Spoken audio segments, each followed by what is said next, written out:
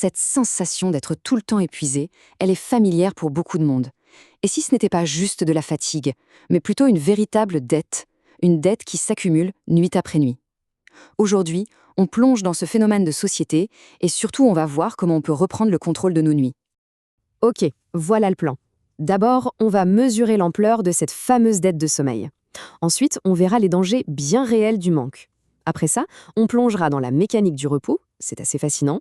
On identifiera aussi un ennemi un peu caché dans notre quotidien, avant de finir avec 5 clés pour vraiment améliorer nos nuits.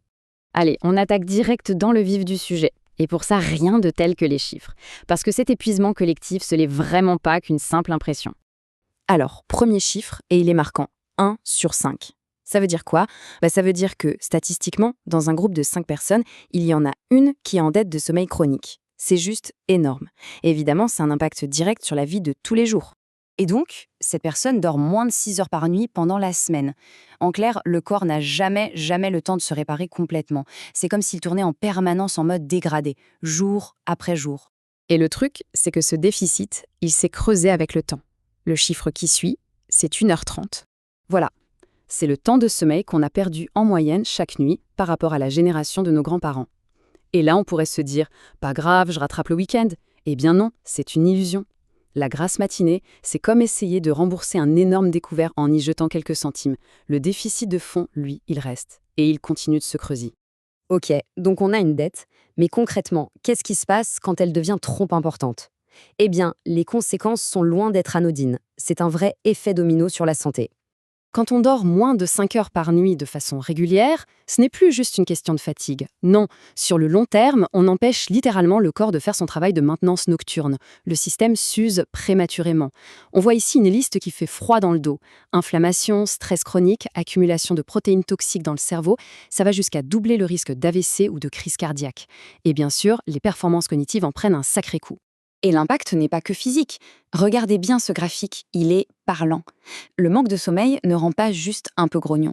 On voit ici que la privation de sommeil peut multiplier par 4 le risque de tentative de suicide. Par 4! C'est un impact absolument massif sur la santé mentale. Et attention, ça ne concerne pas que les adultes. Pour un enfant, la dette de sommeil, c'est encore plus critique. Ça peut carrément freiner sa croissance, en bloquant la production de l'hormone de croissance. C'est dire l'importance du sommeil pendant le développement. Bon, maintenant qu'on a vu les dégâts, comment on répare tout ça? Avant de réparer, il faut comprendre la mécanique. Et il faut tout de suite oublier l'idée que le sommeil, c'est juste un bouton off. Pas du tout. C'est un processus hyper complexe et super bien organisé. En gros, notre sommeil est organisé en cycles. D'un côté, on a le sommeil lent et profond, surtout en début de nuit.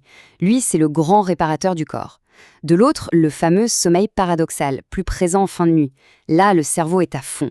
Il trie les souvenirs, consolide les apprentissages et, très important, il régule nos émotions. À ces cycles s'ajoute une autre donnée essentielle, notre chronotype. C'est notre horloge biologique personnelle, déterminée par nos gènes. Il y a les lève-tôt et les couche-tard. Forcer quelqu'un qui est du soir à se lever aux aurores tous les jours, c'est contre nature. Ça crée un stress énorme pour l'organisme et des dégâts sur le long terme. Alors, qu'est-ce qui vient perturber tous ces beaux mécanismes naturels? Eh bien, il y a un grand coupable dans notre vie moderne.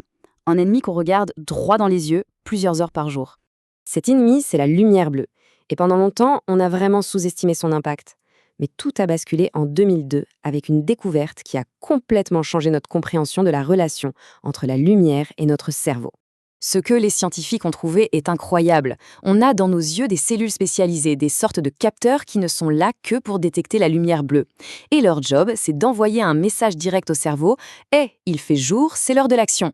Ce qui, au passage, bloque la mélatonine, l'hormone du sommeil.